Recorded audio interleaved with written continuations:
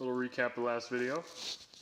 I pulled the diff out of the car, made new bushing for the diff, and I went and got myself a new diff with a higher ratio of 3.91.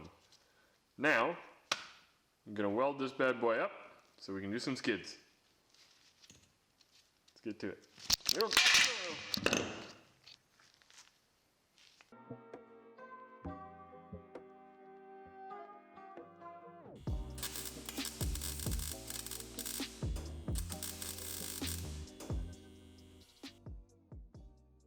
Hello and welcome back to the channel. Here you see a BMW differential taken out of my E36 drift car. We're going to be welding this today, and you're also going to notice that this video is a little bit different than what I usually do. I'm doing a voiceover on this one, so we'll see how it turns out.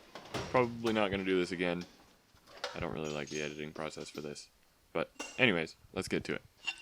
First things first, we're going to drain the diff. Since it's a BMW in this case, it's about a 12mm Allen. I don't know the actual size, but it's an empty. So I just pulled the plug out and I've got the diff sitting on top of my used oil bucket. It's a nice soup of random oils.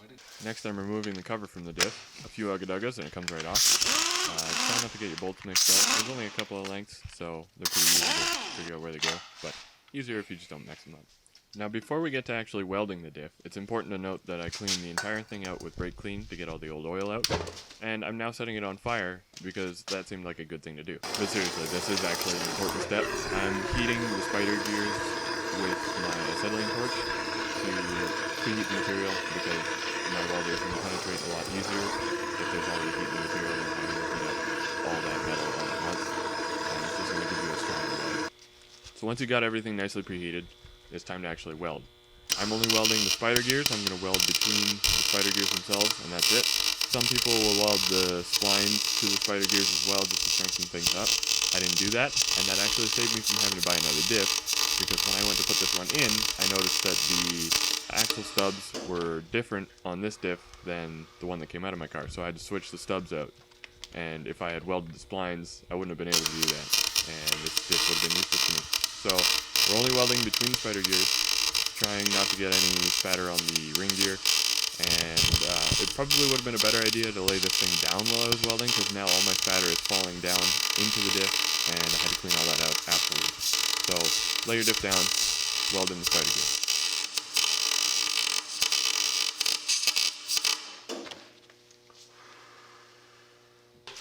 I should also mention that there's going to be 8 welds in total.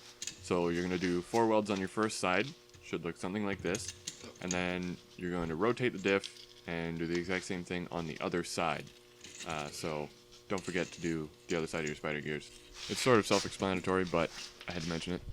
And now that we're done all our welds, I'm going to let this thing sit overnight and cool off, and we'll come back to it in the morning.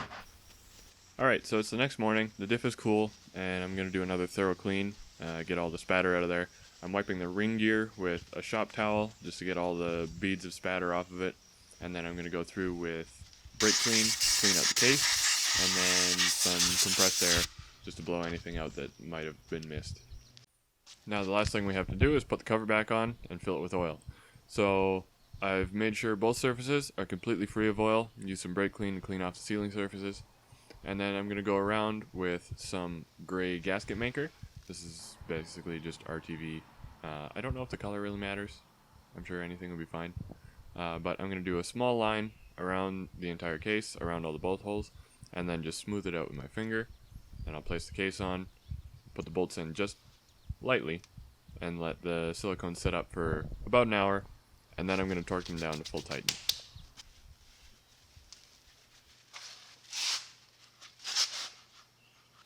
And last but not least, we're going to fill the diff with oil. This is going to be a lot easier to do on the ground since I have access to the fill plug. So I'm just going to put one cord in there until it comes up to the fill plug, plug it up, then we can put the diff in the car. And that's all there is to welding a rear differential for your BMW. Thank you guys again for watching. I'm going to get to putting this diff back in, but in the meantime, if you would mind subscribing, maybe hitting the like button, or give me a comment, I would greatly appreciate it. So that's all for now. We'll see you in the next one.